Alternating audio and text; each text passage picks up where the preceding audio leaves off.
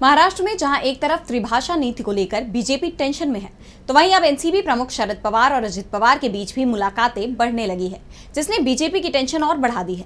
ऐसे में महाराष्ट्र की राजनीति में कुछ बड़ा होने के संकेत मिलने लगे हैं। चर्चा है कि राज्य में बड़ा राजनीतिक उलटफेर होने वाला है, जिससे बीजेपी को बड़ा झटका लग सकता है।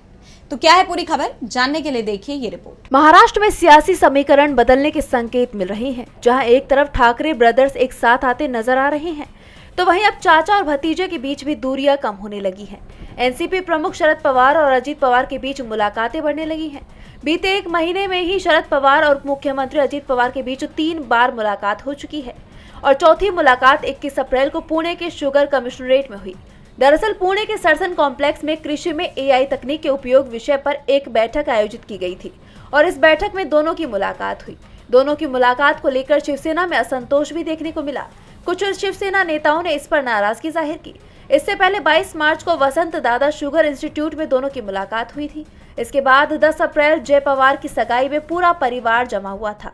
इसके बाद शरद पवार और अजित पवार रयात शिक्षा संस्थान के कार्यक्रम में भी एक साथ मौजूद थे, जहां शरद पवार और अजित पवार ने कुछ फैसले भी लिए। उनके इस मुलाकात के सियासी मायने निकाले जा रहे हैं। ऐसे में कयास लगाए जाने लगे हैं कि महाराष्ट्र में कोई बड़ा राजनीतिक उलटफेर होने वाला है।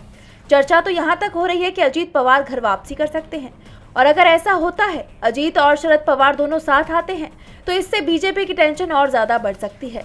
डीबी लाइव महाराष्ट्र की रिपोर्ट।